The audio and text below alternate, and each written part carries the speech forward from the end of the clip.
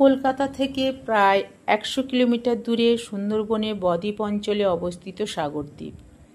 এখানে মানুষ ও প্রকৃতির লড়াই প্রতিদিনের বাস্তবতা হয়ে দাঁড়িয়েছে। ঘূর্ণিঝড়ের প্রবলতা, ভাঙন, প্লাবিত জমি, নোনা জলের প্রবেশ এবং বারবার ভাঙা বাঁধ এসব সরাসরি কৃষি উৎপাদন ও জীবিকাকে বিপর্যস্ত করছে। ফুলবাড়ি গ্রামে পরিবেশ উন্নয়ন পরিষদ পুপা ও WWF সুন্দরবনের সহায়তায় এক উদ্যোগে সামিল হন। তাদের মূল লক্ষ্য জলবায়ু সহনশীল কৃষিচর্চা গড়ে তোলা।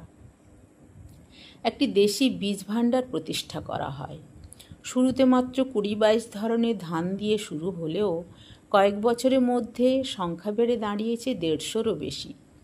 এর মধ্যে রয়েছে লবণ সহিষ্ণু, স্বল্পমেয়াদী, সুগন্ধি ও জলাবদ্ধতা সহনশীল ধান।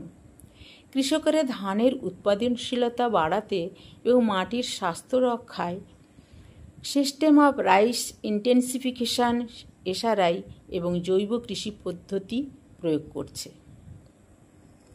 এতে রাসায়নিক সার নির্ভরতা কমছে আর মাটির উর্বরতা টিকে থাকছে।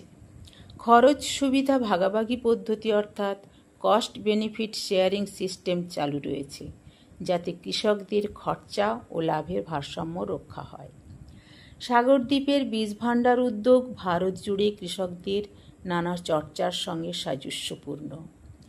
কমিউনিটি সিড ব্যাংক CSB মূলত বীজ বিনিময়ের উপর নির্ভরশীল।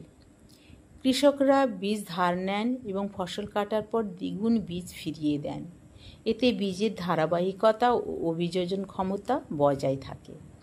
একটি সিড ব্যাংক শুরু করার প্রথম ধাপ হল স্থানীয় ফসল ও প্রজাতির বৈচিত্র্য মানচিত্রে চিহ্নিত করা। এর ফলে কোনো বীজ স্থানীয় পরিবেশের জন্য গুরুত্বপূর্ণ, তা টেকসইভাবে সংরক্ষণ করা যায়।